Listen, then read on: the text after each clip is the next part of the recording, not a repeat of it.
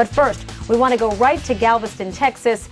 This is a part of the situation we are following there. Certainly the state's governor calling it the largest evacuation in Texas history.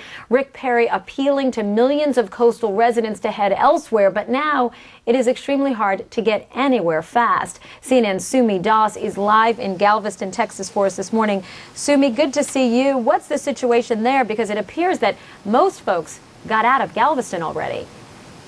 You're exactly right, Kelly. In fact, the mayor of Galveston yesterday said that 90% of the city's residents had evacuated, and she was pleased about that figure. She did say, however, that a few thousand remain here in the city.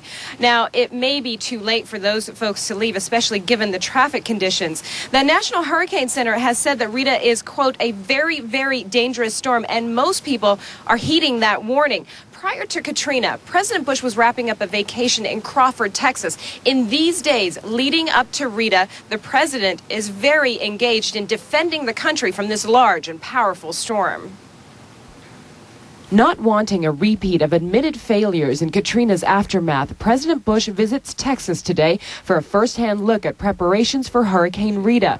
He'll meet with emergency workers there, then head to Colorado. This will give him a first-hand look at the Northern Command and how the military is assisting in federal government response efforts. Well before landfall, Hurricane Rita is proving to be a menace to people trying to get out of the way. Out this door, to the right. At Houston's two major airports, passengers faced security lines several blocks long, partly because scores of screeners did not show up for work. The airports are to close at noon local time today.